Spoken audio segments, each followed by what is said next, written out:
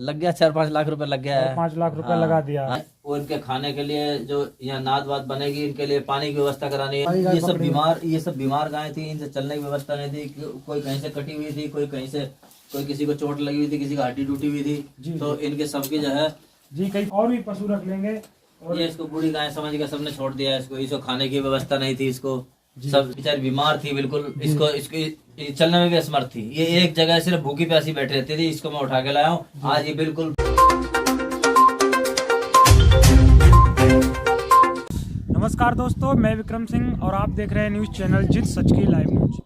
इस समय हम मौजूद हैं बदायूं जिले की ब्लॉक म्याऊ और ग्राम पंचायत जसमा में।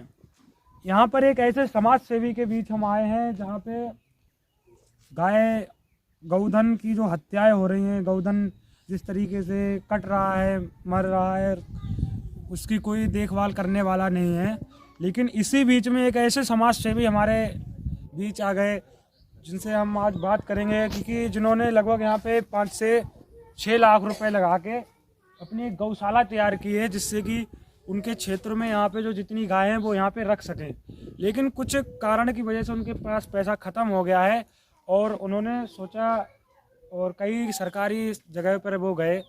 उन्होंने कहा कि हमें यहाँ पे मदद मिलनी चाहिए, लेकिन सरकारी जगहों पे जाके उन्हें मना कर दिया। और उन्होंने जब हम लोगों से बात की तो हम लोग आज यहाँ आए और हम लोगों ने देखा जहाँ पे गायों के लिए जो व्यवस्थाएं की हैं, सच में उन्होंने शायद बहुत ही अच्छे इंसान हैं। और हम उनसे बात करेंगे कि आपने किस तरीके से यहाँ पे जो व्यवस्थाएं की हैं, आप क्या करते थे इससे पहले, उनके बारे में जानेंगे।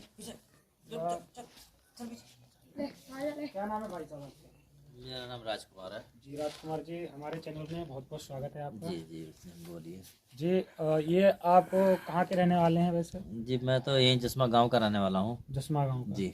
ये कार्य करने का आपके अंदर जो मन में जो सवाल आया है कि ये हमें गाय की, गौधन पशु है, इनकी हमें सेवा करनी है और इतना पैसा आपने लगा दिया बिना सरकार की सपोर्ट से, कैसे लगा दिया? वो ऐसा ना, जब यहाँ खेती करनी शुरू करी तो ये मालूम पड़ा कि सब गायों का बुरा हाल है। जी जी। और जितना बुरा हाल है गाय का, तो सब कोई कटी हुई है, कोई आदि के ब्लेड से कटी हुई है, और गाय के पास खाने की व्यवस्था नहीं है। जी। तो सोचा खेती के साथ साथ थोड़ा सा इसमें भी थोड़ा सा सहयोग किया जाए। इसमें भी बस तो मन में इच्छा हुई। तो हमने कुछ सुना है, वो शायद सच ना हो, बट जो अभी कुछ लोग बता रहे हैं इसमें लगभग आपने कितना पैसा लगा दिया है?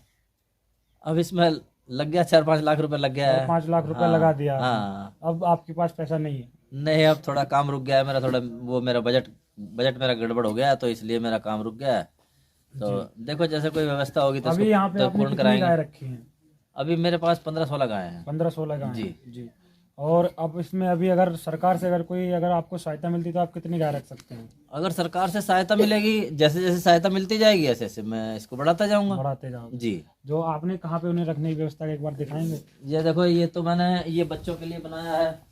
ये छोटे छोटे बच्चे हैं जी। ये बच्चे हैं छोटे छोटे। बच्चे अभी इनके लिए व्यवस्था, थोड़ा सा इनके लिए व्यवस्था बनानी है, थोड़ी व्यवस्था इनके लिए जी और जुटानी है। और इनके खाने के लिए जो यहाँ नाद वाद बनेगी, इनके लिए पानी की व्यवस्था करानी है। ये पानी की व्यवस्था, ये मैंने टैंक बनवाया पानी का इधर। जी। अभी ये भी अधूरा पड़ा है। जी जी। जैसे धीरे धीरे व्यवस्था करवा रहे हैं। जी। हाँ, अभी जैसे जैसे आगे बजट बनता जाएगा तो धीरे धीरे व्यवस्था बढ़ाते जाएंगे। ना हो। और ये पानी का टैंक बना रखा है, जिससे अगर कहीं पानी की प्रॉब्लम होती है 2-4 दिन के लिए, लगभग ये इनका अधूरा पड़ा है कुछ बजट के कारण, इन्होंने बताया है। तो ये भी पूरा पूर्ण हो जाएगा लगभग इसमें। जी। जी। और भी लोगों से और भी चीज़ हम आपको दिखा रहे हैं, इसी तरीके से बनी हुई है हमारे पास।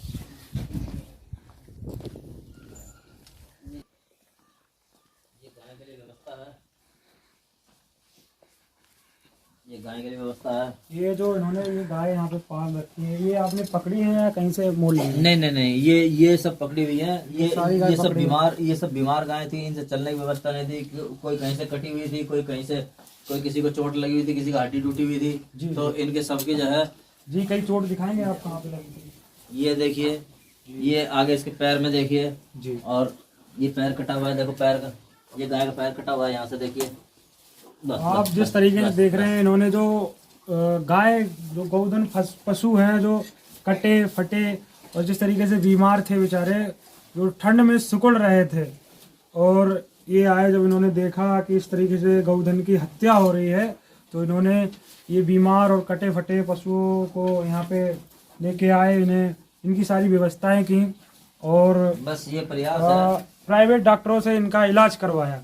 जिस तरीके से इन्होंने पूरी कोशिश करके सभी पशुधन जितने भी गाय हैं यहाँ पे सभी ठीक हैं, और ये कह रहे हैं कि अगर हमें और भी सरकार से कोई अगर सहायता मिलेगी तो हम और भी पशु रख लेंगे।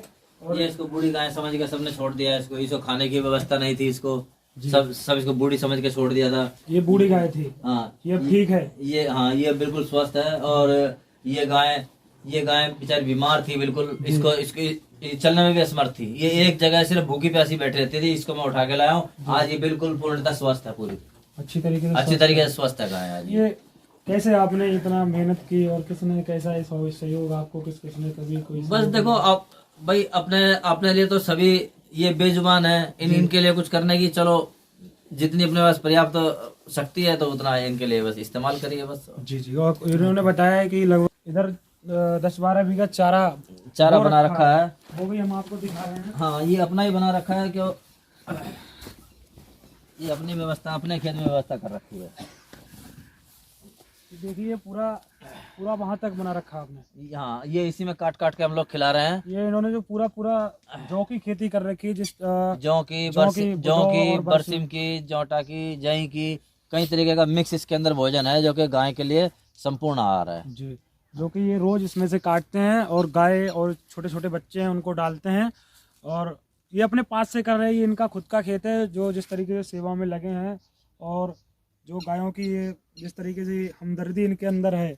एक बार मैंने इनका एक न्यूज़ भी देखा था जिसमें ये बोल रहे थे कि 2-3 गाय रोज़ मर भी जाती हैं, और मैंने इसी चीज़ को सोच के मैंने मेहनत की, और आज मैं ये जो कर पा रहा हूँ ये आप लोगों की वजह से। लेकिन इन्हें कोई सरकार की तरफ से कोई धनराशि या कोई सहायता राशि नहीं मिल रही है। अगर सहायता राशि के लिए कोई भी मेरा भाई, और बदायूं जिले के अगर कोई भी कैसा भी मेरा भाई हो, अगर गायों के लिए अगर प्रति उनके लिए प्यार हो या कुछ चाहते हो कि मैं कुछ दान करूं, तो मैं टोल फ्री नंबर आपको भेज दूंगा और इनसे मिल सकते हैं और आके इनको ही आप मदद कर सकते हैं। कभी सरकारी जगह पे गए मदद के लिए? मैं सरकारी हॉस्पिटल में गया था, पशु चिकित्सालय में जी। तो उन्होंने बोला कि अभी ऐसी कोई व्यवस्था नहीं जो सरकार की तरफ से आपको कोई मदद मिल पाए। जी। तो उन्होंने मेरे को स्पष्ट रूप से मना कर दिया कि अभी ऐसी कोई व्यवस्था नहीं है, कोई आएगी तो बता देंगे। जी। तो उन्होंने मना कर दिया। उत्तर प्रदेश सरकार की तरफ से बड़े बड़े वादे भी किए जाते हैं कि हम गायों के लिए ये व्यवस्था कर रहे हैं, गायों के लिए वो व्यवस्था कर रहे हैं, लेकिन यहाँ पे जो गाय छूटी हुई है, शायद अंकल जी यहाँ पे कितनी ग्राम पंचायत लगती है? यहाँ 4-5 ग्राम पंचायतें लगती हैं, लेकिन किसी में भी गौशाला की व्यवस्था है नहीं है। किसी में गौशाला व्यवस्था नहीं है। 200-250 गायें जो है यहाँ छुट्टा आवारा घूम रही हैं। जिस तरीके से यहाँ पे जो छुट्टा गाय आवारा घूम रही हैं, उनका भी कोई प्रबंध नहीं है। वो गाय भी ऐसी छुट्टी घूम रही हैं, जो थोड़ा बहुत ग्राम प्रधान और प्रशासन भी इसका ध्यान रखे कि यहाँ पे जो गाय छूटी हुई हैं उसका थोड़ा ध्यान रखें। अगर ये जो करना चाहते हैं, अगर शायद कोई ग्राम प्रधान अगर अपनी तरफ से अगर गौशाला नई सरकार की जो है बनवाई है तो इनका सहयोग करे, और जो सरकार की तरफ से जो धनराशि आती है और शायद उसमें से कुछ ही इनकी साथ मदद कर दे, और शायद यहाँ की जो बेजुबान जानवर जो गऊ हैं और भी जानवर हैं छूटे हुए हैं शायद बच जाएं, और जो कटने से जो बीमार हो जाते हैं, ठंड में सिकुड़ के मर रहे हैं, इनकी कोई मदद भी करे तो शायद कुछ हो सकता है। और इसी के साथ देखते रहिए जित सच की लाइव न्यूज़, और भी न्यूज़ हम आपको दिखाते रहेंगे। मैं विक्रम सिंह, कैमरा मैन रवि कुमार के साथ।